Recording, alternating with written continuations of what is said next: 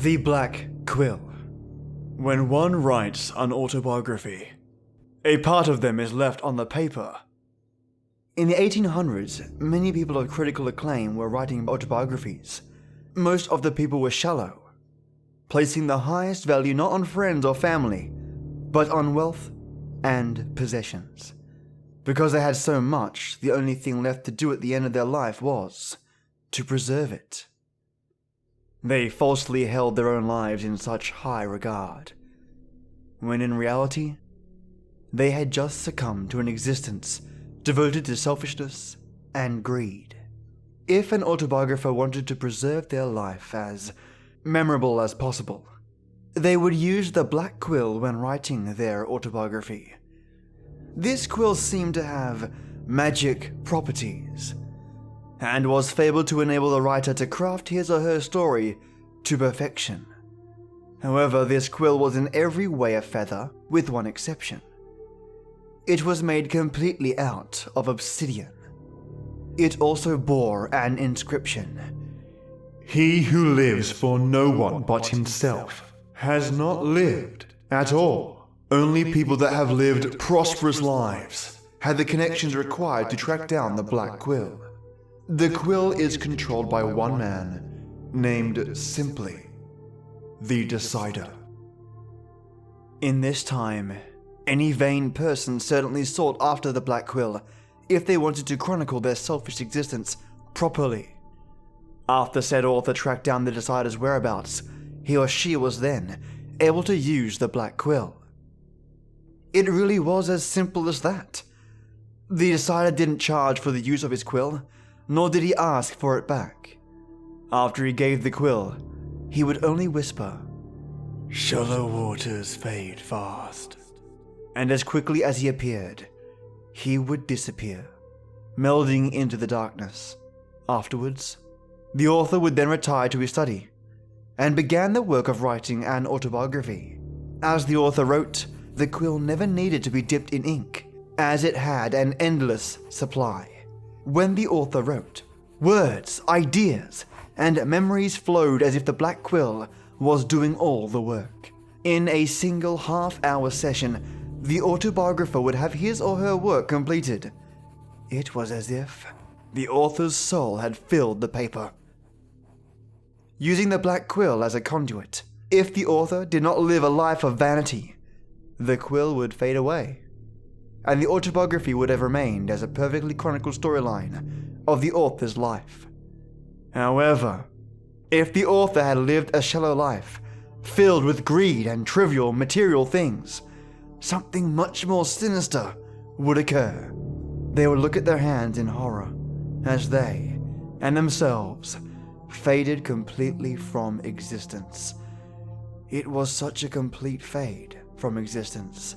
It was as if they had never existed at all. Like the Decider said, "Shallow waters fade fast."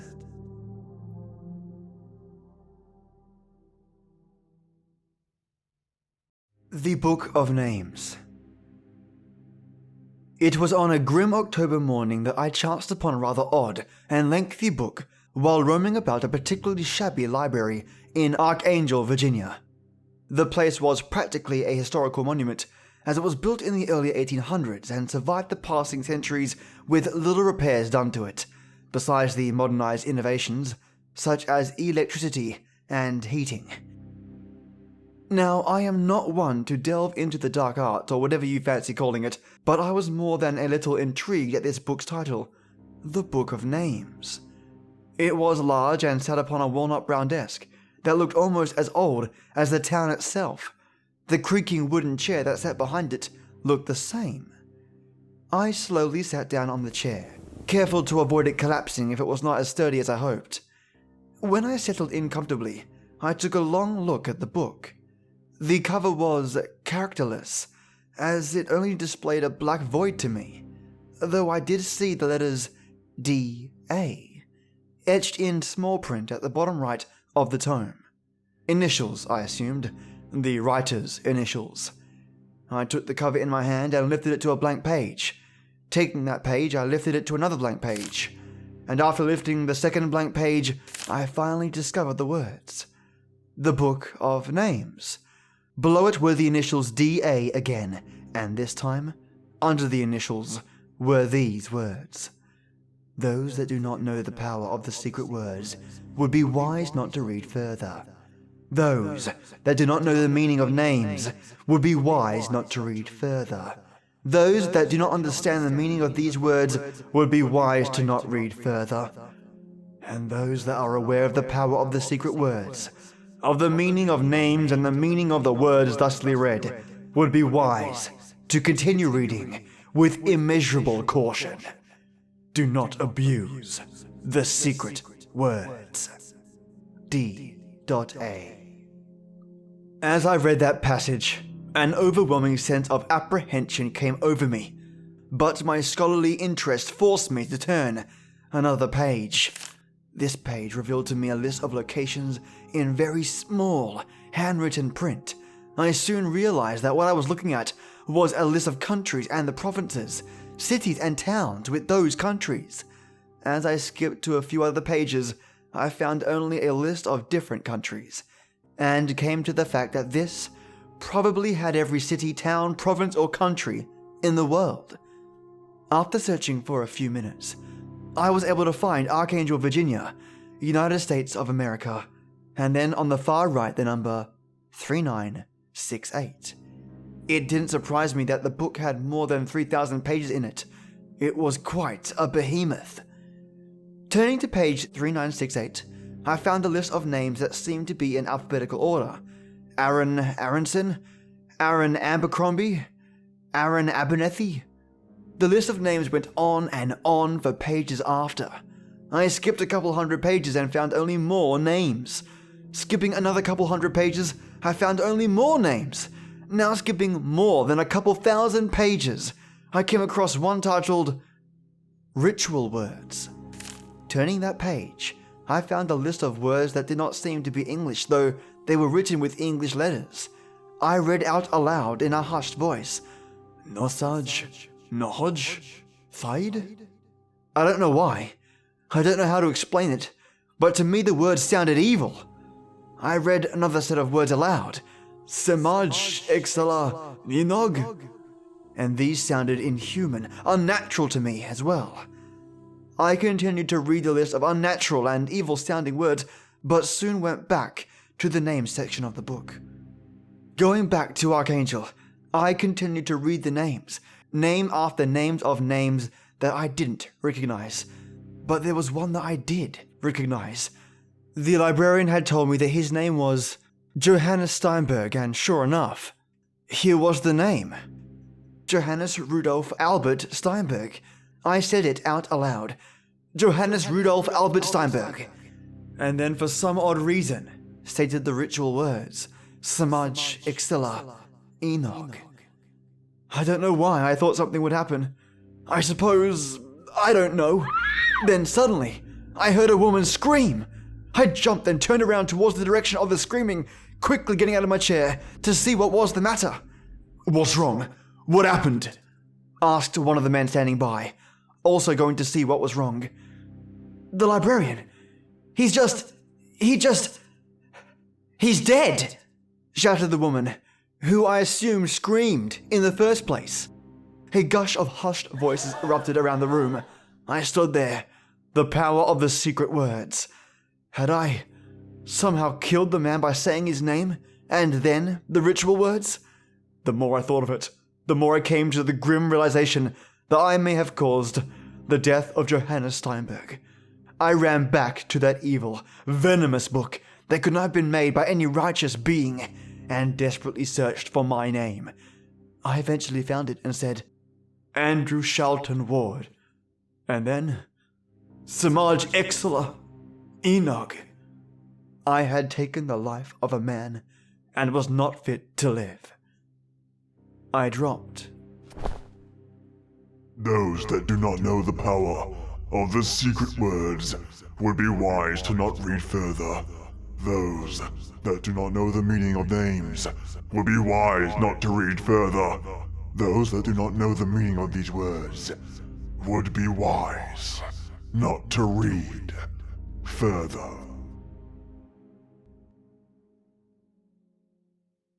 The Howling of the Beaks. A woman lied face down on the craggy shore, crumpled over a rock and dripping in the rain and the cold. Scrambling down the jagged rocks that lay scattered surrounding the body, I landed beside her and turned her head over. I gasped. Small dark blemishes were visible on the deep indent of her face. Under her eyeballs and over her torn cheeks, their edges purple and bruise-like. Her head looked rotten and bleeding. Her exposed veins and arteries swelled out of a large part of her face, peeking out from folds of festering skin, and her beautiful eyes bulged out like a dying cow, staring silently ahead.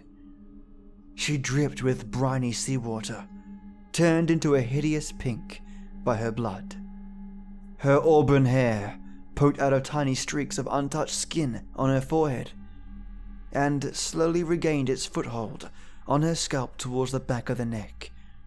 From behind, she looked untouched.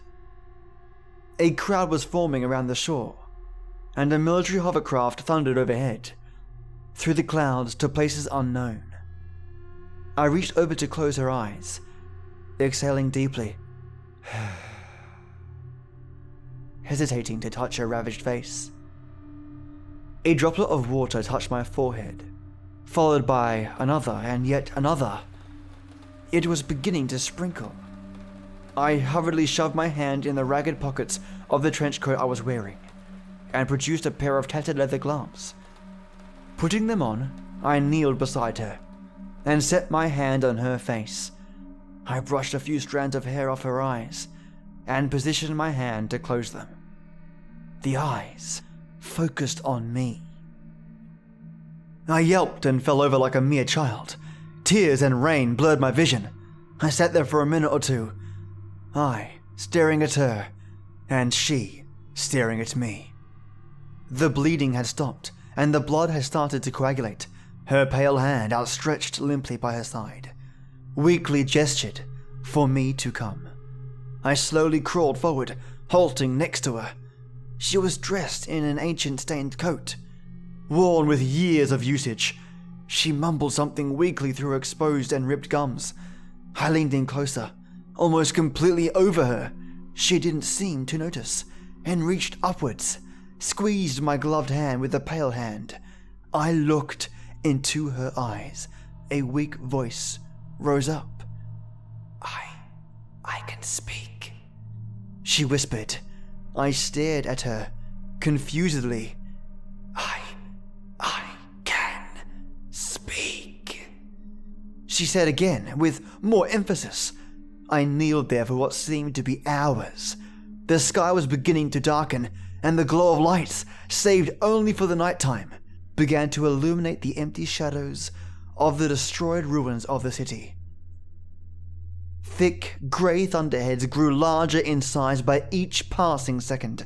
Smoke billowed from the roof of buildings, from fires and stoves, from warmth that seemed to hug oneself lightly before wafting upwards to the heavens.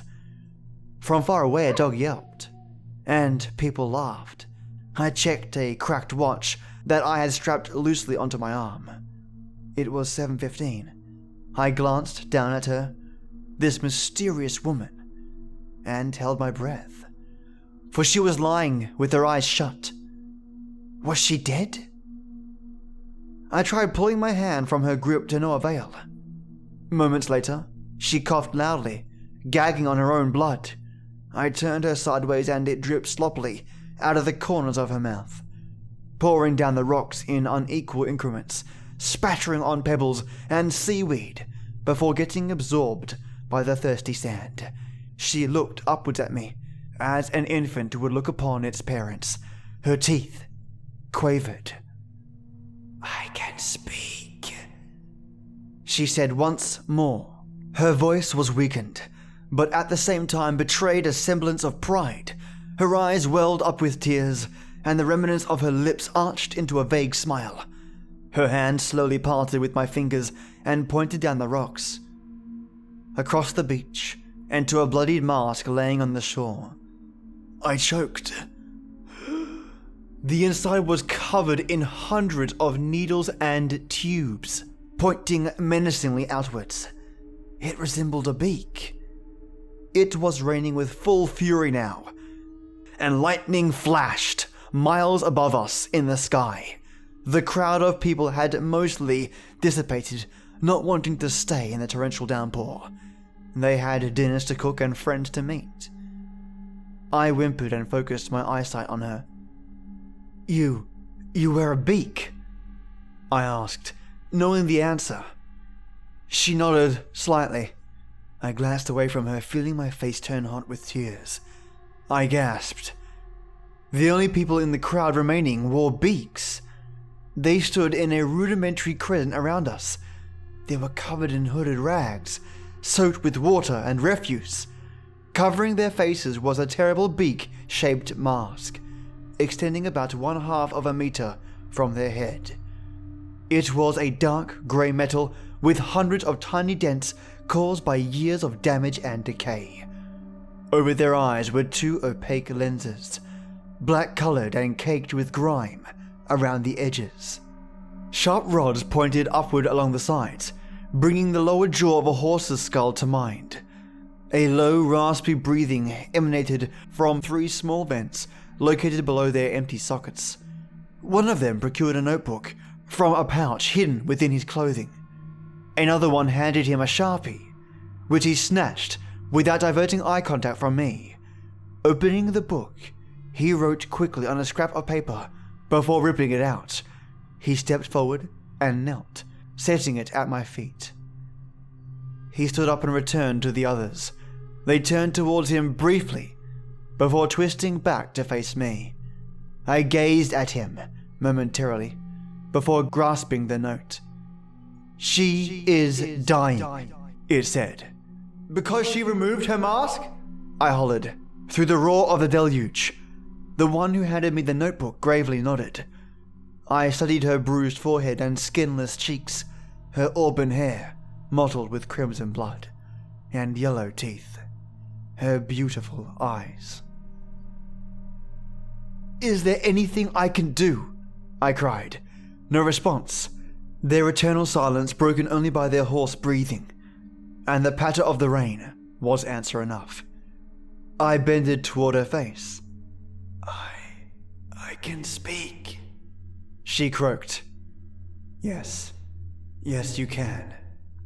Her head sluggishly turned to peer beyond the shore, over the innumerable waves of the bay, to the massive government citadel rising over the waters. She blinked, and her eyes lost their piercing focus. She slumped against the rocks, bereft of life. I knew she was dead. The beaks howled. An unearthly electronic noise penetrated my ears. I collapsed onto the rocks, clawing at my ears. To my horror, I feel a trickle of blood drip down the side of my head. One of the beaks crumpled onto the ground, wailing, weeping, sobbing. Their infernal cries pierced the night, echoing across the walls and the harbour, more furious than the roar of a lion and more sharp than that of a sabre. The beaks lamented into the oblivion of the night, cursing, screaming against the drone of the rain. From atop the government citadel, afar, the curfew siren rung. Lights one by one went out across the city, gradually plunging me into darkness. Eventually the howling ceased. The beak with the notebook stood up and silently ordered the others. They surrounded the woman's body, slowly picking her up. A mournful bellow replaced the screeching as they raised her above them, taking her corpse into the obscurity of the night. The notebook beak remained with me. I was crouched on the ground, my trench coat saturated with rainwater. He wordlessly handed me his journal and descended into the rapidly rising fog. I hesitated for a moment before opening the front cover. Scrawled onto a page of the notes were the words, "Thank you I closed the notebook and shoved it into the inner pocket of my coat, as to prevent the ink on it from getting more diluted. The rain was very quickly washing away all evidence of her existence, save one thing: her mask. I leaped down to the rocks, skinning my knee on a chunk of granite. I ignored it. I quickly arrived at it. The mask lay at my feet, glinting in the moonlight. It was identical to the masks of the others in size and shape, save for its shattered edges, and warped silvery rods bent facing in opposite directions. I squinted inside its cavernous maw. Oblivion greeted me back, cursing the world. I turned and disappeared into the mist. This story was written by the Minister of Fear. Well, listeners, we had a quill that can erase you from life and history. A book who holds the power to destroy by simply saying the word, or rather, words, and a strange tale of the Cult of Beaks. In the Cult of Beaks, how do you interpret the ending? Did they end up joining them? Following them into darkness to avoid the dangers of the curfew? I wonder what took place after that. And the beaked one with the journal who wrote thank you. Thank you for what? Maybe simply being with her before she died. If you know the answers or have some speculation, let me know. I'd love to hear your thoughts. Lastly, a listener of mine has started their own podcast, and I'm stoked they've started that adventure. Me being me, I want to support them grow. So this is my shout out to you, Kai, and your comedy podcast, Taboocast. I've listened to the first episode and it is funny. A good slice of life podcast. I'll include the link in the show notes if you're interested in checking the show out. Nothing like sharing the love. Now mates, I have a new iTunes review that I can't help but read. In fact, reading iTunes reviews and new patrons is always the highlight of my week, mates. So here's the review by Eerie Cat, titled All the Love. All hail the tale teller. He might surprise you by sounding a bit like a hobbit, describing his afternoon Earl Grey, but the tales he tells you are get under your skin creepy, and he remasters old-timey radio serials with a light and lustrous touch that I am so impressed by and thankful for. Do not miss this podcast. Thank you so much, Eerie Cat, for your awesome review. You had me laughing and smiling the entire time while reading this. It's reviews like these that keep my blood pumping, and my Patreons keep the show's blood pumping. And speaking of Patreons, my White Tea Warlords, Matthew J. Bauer and Maya, thank you so much for your support. And of course, my Earl Grey Enforcers, Chad Warren, Joss Heather, Lee Bauer, Lorraine Crisanto, Mace Joe, Paige Marcini, and Peter Raffaelli. Thank you for your support. If you have a couple of seconds, swing on by my iTunes page, which you can find in the show notes, and leave a review. You help other listeners like your lovely self find this podcast.